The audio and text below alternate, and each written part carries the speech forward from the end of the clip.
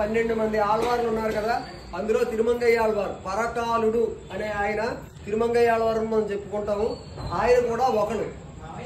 ఈ రోజు విశేషం ఏంటంటే ఆ పరకాలుడు అనే ఆయన ఒక అమ్మాయిని ప్రేమిస్తాడు. కుముదవల్లి తాయారు. అనుకోకుండా రాజ్యంలో ఒకరోజు ఒక వివాహ కైంకర్యానికి వెళుతూ ఆ వివాహంలో ఆమెను చూస్తాడు. చూసి మోహించి వాళ్ళ ఇంటికి వెళ్లి ఆమెను నువ్వు నాకు నచ్చావు, నేను వివాహం ఆడతాను అని చెప్పి అడుగుతాడు. అడిగితే ఆమె వెంటనే నాకు వివాహం మీద అస్సలు ధ్యాస లేదు, నేను స్వామి కైంకర్యంలోనే ఉంటాను, నేను వివాహం ఎవరిని చేసుకోను అని చెప్పి ముందు తెలియపరుస్తారు ఆవిడ. తర్వాత వాళ్ళ తల్లిదండ్రులు కూడా అడిగితే వాళ్ళ తల్లిదండ్రులు కూడా మా అమ్మాయి వివాహం చేసుకోని ఉంటుంది కనుక మేము వివాహం జరిపించలేము, ఆమె ఇష్టం ప్రకారమే చేస్తాను. సరే మీరు భగవత్ కైంకర్యం అంటే ఏమిటి చేస్తూ ఉంటారు అని చెప్పి ఆ కుముదవల్లి తయారుని అడిగితే ప్రతిరోజు నాకు వీలైనంత మందికి స్వామివారి యొక్క ప్రసాదాన్ని అన్నదానం రూపంలో సమర్పిస్తూ ఉంటాను అని చెప్పి ఆవిడ తెలియపరుస్తారు. సాక్షాత్తు భగవత్ కృపతో జన్మించిన వారు వీళ్ళిద్దరూను. మరి నేను మిమ్మల్ని వివాహం చేసుకోవాలనుకుంటున్నాను, దీనికి మీరు ఏది చెప్పినా నేను ఒప్పుకుంటాను, ఏది చేయమన్నా చేస్తాను అంటాడు. అతను ఒక సామాన్య కుటుంబంలో జన్మించిన వాడు అనమాట.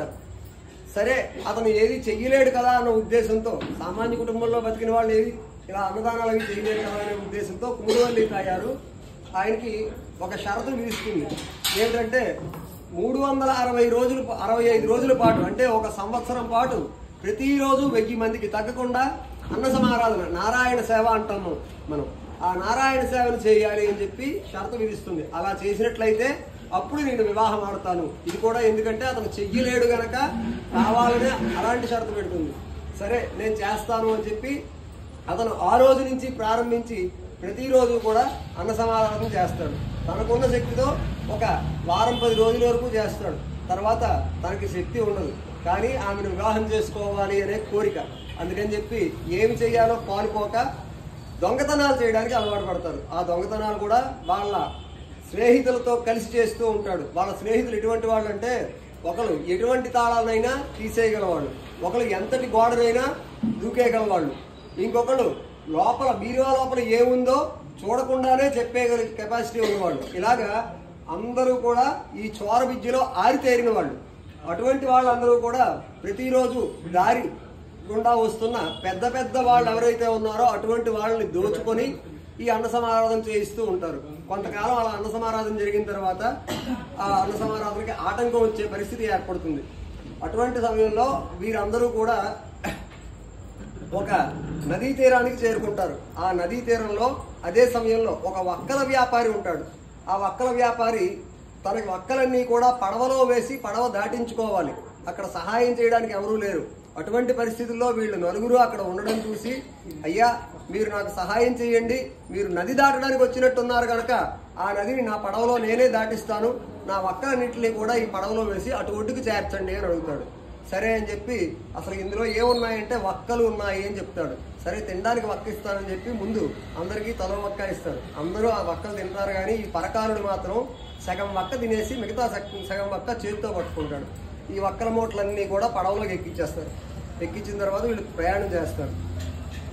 మధ్యలో మార్గ మధ్యలో తన వక్క ముక్కలో సగం పడవలోకి వెళ్ళిపోతుంది, పడవలో ఎక్కడో పడిపోతుంది.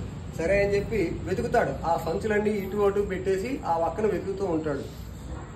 ఎందుకైనా వెతుకుతున్నావు, ఇవన్నీ తీసేస్తున్నావు, ఏం పడిపోయింది కిందనంటే, మీరు ఇచ్చిన వక్కలో సగం ఇందులో పడిపోయింది, అందుకనే తీసుకుంటున్నాను, వెతుకుతున్నాను. ఆ వక్కదేముందయ్యా, నీకు కావాలంటే 3 వక్కలు ఇస్తాను, అవన్నీ ఇప్పుడు తీయకు, మన నదీ తీరం చేరిన వెంటనే నీ సగం వక్క నీకు ఇస్తాను అంటాడు. సరే నాకు మీ మాట మీద నమ్మకం లేదు, రాతపూర్వకంగా ఏమని చెప్పి అడుగుతాడు. అతను వక్కలో సగము నీకు ఇత్తును అని చెప్పి రాతపూర్వకంగా రాసిస్తాడు. అటు వేయి వెళ్ళిపోతారు. వెళ్ళిపోయిన తర్వాత ఈ వక్కలన్నీ సగం వక్కల బస్తాలు అటు, సగం వక్కల బస్తాలు ఇటు పెడతారు.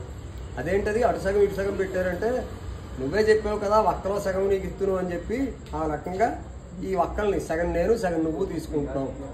సంస్కృతంలో వక్క అనే దానికి అదే సింగులరు అదే ప్లూరల్, అంటే ఏకవచనం అదే బహువచనం అదే. అందుకని చెప్పి వక్కలో సగం నీకు ఇత్తును అని రాసేవు కనుక ఇది నాదే అంటాడు. వెంటనే అతను ఇంత అర్థం ఉందా ఇందులో అని చెప్పి, నువ్వు నన్ను మోసం చేసావు కనుక నేను రాజుగారి దగ్గరికి వెళ్తానని చెప్పి రాజుగారి దగ్గరికి వెళ్తారు. వెళ్ళి రాజుగారికి చెప్తాడు ఇతను నన్ను ఇలా మోసం చేశాడు అని. అలా చెప్పిన వెంటనే రాజుగారు విచారణకు పిలుస్తారు. విచారణకు వెళ్తాడు.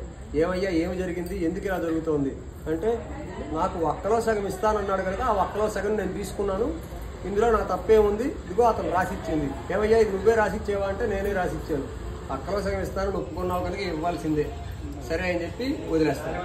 అలా కొంతకాలంకి ఆ ధనం సరిపోతుంది. తర్వాత మళ్ళీ ధనానికి ఆటంకం వస్తుంది.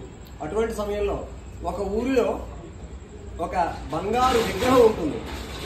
ఆ విగ్రహానికి కాపలా ఎలా ఉంటుందంటే, మొత్తం చుట్టూ మూసేసి ఒక పైని మాత్రమే ఒక ఫ్యాన్ లాంటి చక్రం ఉంటుంది. ఆ చక్రం తప్ప దానికి కాపలా ఏమీ ఉండదు. ఎవరైనా విగ్రహాన్ని ముట్టుకోవాలి అంటే ఆ చక్రంలోంచి దిగితే చచ్చిపోతారు. ఎందుకంటే చిన్న కన్నం ఉండి ఫ్యాన్ లాంటి చక్రం తిరుగుతూ ఉంటుంది. చుట్టూ కాపలాదారులు కూడా అలాగే ఉంటారు. వీరు నలుగురు కూడా ఆ విగ్రహం గురించి తెలుసుకొని అక్కడికి వెళతారు. వెళ్ళి ఎలాగైనా ఈ రాత్రికి దీన్ని తెచ్చుకున్నట్టయితే ఇంకా మనకి మిగిలిన దినాలన్నింటికి కూడా ఇది సరిపోతుంది అన్న ఉద్దేశంతో అక్కడికి వెళ్ళి మెల్లిగా చూస్తారు. పగలంతా తిరుగుతారు. పక్కనే ఉన్న అరటి తోట ఉంటుంది. ఆ అరటి తోటకు వెళ్ళి పగలు ఆ అరటి మొక్కలన్నీ కొట్టుతారు. రాత్రి వస్తారు. వచ్చి ఈ నిచ్చెనలు నిచ్చెనలు గోడలు ఎక్కేవాళ్ళు, లోపల ఏముందో కనిపెట్టేవాళ్ళు, వీళ్ళందరూ కూడా అక్కడే ఉంటారు. తాళాలు ఎలాగైనా తీసేవాళ్ళు. ముందు తాళం ఒకటి తాళం తీసేస్తాడు. లోపలికి వెళ్తారు. వెళ్ళిన తర్వాత ఒక మందిరంలో పైన ఫ్యాన్ ఉండబట్టి ఒక చక్రం ఉంచి ఆ కిందని ఈ విగ్రహం ఉంటుంది. అందులోకి వెళ్ళాలంటే అది ఆపాలి. ఆపిన తర్వాతే వెళ్ళాలి. కానీ అది ఆపడానికి వీళ్ళ తరం కాదు. ముందుగా ఉదయం కొట్టిన అరటి చెట్లన్నీ కూడా పైకి ఒకటి ఎక్కి, గోడలు ఎక్కేవాడు పైకి ఎక్కి అందులోంచి ఒక్కొక్క చెట్టు వేస్తాడు. వేసేసరికి ఈ అరటి నార ఏదైతే ఉందో పీచు అందులో తిరిగి తిరిగి తిరిగి తిరిగి అందులో ఇరుక్కుపోయి ఆఖరికి ఆ యంత్రం ఆగిపోతుంది. ఆ యంత్రం ఆగిపోయిన తర్వాత సరే అని చెప్పి ఆ యంత్రంలోకి దిగడానికి అతనే దిగుతాడు. ఎటువంటి కన్నాల్లోంచైనా దూకగలిగేవాడు, ఎటువంటి కన్నాల్లోంచైనా ప్రవేశించగలిగేవాడు అతను. అందుకని చెప్పి అతనే అందుకు దిగుతాడు. దిగి లోపల ఉన్న విగ్రహాన్ని తీసుకొచ్చి పైనే ఉండమని పరకాలుండి ఆ పైకి అందిస్తాడు. అందించిన తర్వాత ఇతను పైకి వెళ్ళలేకపోతాడు. పరకాలుని అది పట్టుకొని వెళ్ళిపోతాడు. రాత్రి అంతా అయిపోతుంది. తెల్లవారిన తర్వాత ఆ గ్రామ పెద్దలు వస్తారు. ఇక్కడ దొంగతనం జరిగింది, లోపల అతను ఒక్కడే ఉన్నాడు, ఇంకెవరూ లేరు, ఏమయ్యింది, ఎలా తీసేవు అంటే చూపిస్తాడు. ఎవరికి ఇచ్చేవు అంటే పరకాలుడికి ఇచ్చాను. ఎందుకు ఇచ్చేవు అంటే మరి అన్న సమారాధన కోసం ఇచ్చాను. సరే దొంగ దొరికిపోయాడు కదా అందుకని చెప్పి వాడిని పట్టుకొని రాజుగారి దగ్గరికి వెళ్ళి విచారిస్తారు. విచారిస్తే ఆ పరకాలుని ప్రవేశపెట్టమంటారు. పరకాలుడి పేరు ఇంతకు ముందు నేను విన్నాను, వక్కల వ్యాపారిని మోసం చేశాడు, కానీ తన తెలివితేటలతో చేశాడు కనుక ఊరుకున్నాము, ఈసారి ఊరుకునేది లేదు, వాడిని ప్రవేశపెట్టండి అంటారు. మెల్లిగా పరకాలుని పట్టుకొని రాజ్యంలో అక్కడ సభలో ప్రవేశపెడతారు. ప్రవేశపెట్టిన తర్వాత రాజుగారు అడుగుతారు, నువ్వు చేశాను ఒప్పుకుంటున్నావా? ఒప్పుకుంటున్నాను. ఎందుకు చేసావు? భగవత్ అధియారాధన కోసం చేశాను. అది పాపం కాదా? పాపం కాదు. ఎందుకు కాదు? భగవత్ అధియారాధన కోసం చేశాను కనుక అది పాపం కాదనిపించింది. సరే ఆ విగ్రహం ఇప్పుడు ఎక్కడుంది? నా దగ్గరే ఉంది. నా దగ్గరే ఉందంటే అయితే నువ్వు తీసుకొచ్చి అక్కడ అప్పచెప్పాలి అంటాడు. సరే చిటికెన వేలుకి తగ్గకుండా విగ్రహాన్ని మీకు అప్పచెప్పేస్తాను అంటాడు. సరే అని చెప్పి రాజుగారు వదిలేస్తారు. వెళ్తాడు. వెళ్ళి తీసుకొస్తాడు. పెద్ద పెట్టిలో ఆ విగ్రహాన్ని పెట్టి తీసుకొస్తాడు. సభా ప్రాంగణంలో ఉంటారు. అది ఇప్పుతూ ఉంటారు అందరూ. అంతా ఇచ్చారు. చివరికి వచ్చేసరికి అందులో చిటికిన వేలు ఒక్కటే ఉంటుంది. విగ్రహం తాలూకా చిటికిన వేలు ఒక్కటే ఉంటుంది. మిగతా విగ్రహం అంతా ఉండదు. ఏమయ్యా నువ్వు విగ్రహం ఇస్తానన్నా, ఇదేంటి విగ్రహం చిటికిన వేలు ఇచ్చావంటే నేను ఆ రోజు మీకు సభలో ఒకటే మాట ఇచ్చాను, చిటికిన వేలుకి తగ్గకుండా నీకు ఇస్తానన్నాను, అలాగే చిటికిన వేలు తీసుకొచ్చి ఇచ్చాను, దానికి తగ్గలేదు కదా అని చెప్పి చెప్తాడు. ఇక్కడ ఎవడో మహాభాగవతోత్తముడు అనే ఉన్నాడు, మంచి తెలివితేటలుగా మాట్లాడుతున్నాడు అని చెప్పి క్షమించి వదిలేస్తారు. అయిపోయింది. ఆ విగ్రహంతో వచ్చింది చివరి వరకు సరిపోతుంది. ఒక్క 2 రోజులకి మాత్రం 363 రోజులు అయిపోయి ఒక 2 రోజులకి తగ్గింది ధనం. ఏం చేయాలో ఆలోచిస్తున్నారు. ఆ పక్కనే ఉన్న ఆలయంలో వార్షికోత్సవాలు జరుగుతున్నాయి. స్వామివారి వార్షికోత్సవాలు కళ్యాణం అయిపోయిన తర్వాత అక్కడ స్వామివారిని తిరువీధికి తీసుకెళ్లారు. ఆ తిరువీధికి తీసుకెళ్లిన సమయంలో ఈ పరకాలుడు వచ్చి స్వామివారి శటారి మొత్తం అన్ని దోచుకుపోయాడు. దోచుకుపోవడమే కాకుండా అక్కడ ఉన్న సేవకులందరినీ కూడా బెదిరించి పంపించేశాడు.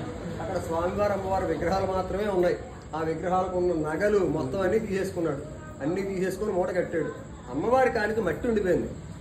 ఆ మట్టి తీస్తే కనీసం 2-3 దాంతో కూడా భోజనం పెట్టచ్చు కదా అని తన నోటితో, చేతితో ఎంత తీసినా రాలేదు, తన నోటితో అమ్మవారి యొక్క పాదానికి ఉన్న ఆ మట్టిని తీయడం కోసం అక్కడ నోరు పెట్టాడు. పెట్టేసరికి వెంటనే అతనికి భగవత్ సాక్షాత్కారం అయింది. కారణం ఏంటంటే అతను స్వామివారి యొక్క అంశలో పుట్టినవాడు. వెంటనే భగవత్ సాక్షాత్కారం అయ్యి స్వామి అతనికి చెప్పాడు అనమాట, నువ్వు భగవత్ కైంకర్యం కోసం ఇదంతా చేసావు గనక ఇది నీకు మేలు చేకూరుస్తుంది. నువ్వు కోరిన విధంగా కుముదవల్లి తాయారు నీకు భార్యగా లభిస్తుంది. అంతేకాకుండా వైష్ణవ సాంప్రదాయంలో పాంచరాత్రాగమంగా జరిగే అన్ని కార్యక్రమాల్లో ఏ గుళ్ళో ఎప్పుడు ఏ రకమైన విశేష కార్యక్రమాలు జరిగినా, బ్రహ్మోత్సవాలు జరిగినా ఆ కార్యక్రమంలో భాగంగా నీ యొక్క చరిత్రను విన్నపం చేసుకుంటారు, ప్రతి ఒక్కరు నిన్ను గుర్తుంచుకుంటారు అని చెప్పి ఆ పరకాలు అనే తిరుమంగయ్య వారికి ఈ వరాన్ని స్వామి ఇవ్వడం జరుగుతుంది. ఆ తర్వాత కుముదవల్లి తాయారు ఈయనకి భగవంతుడు సాక్షాత్కరించాడు అని చెప్పి ఆమెకు ఇష్టం లేకపోయినా స్వామి సాక్షాత్కారం జరిగింది కనుక అటువంటి భర్తను పొందడం అదృష్టం అని భావించి ఆయన దగ్గరికి వెళ్ళి ఆయన వివాహం ఆడారు. ఆ తర్వాత ఎప్పుడు ఎక్కడ ఈ కార్యక్రమం జరిగినా, వార్షికోత్సవాలు జరిగినా, వార్షికోత్సవాల్లో 4వ రోజున సాయంత్రం స్వామివారి తిరువీధి ఉత్సవం అయిన తర్వాత ఈ చరిత్రను విన్నపం చేసుకుంటూ ఉంటాం. అత సంపూర్ణం అయ్యా ఒకసారి కమిటీ వాళ్ళు ఒక తాంబూలం ఒక 500 రూపాయలు దక్షిణ రెడీ చేసుకోండి.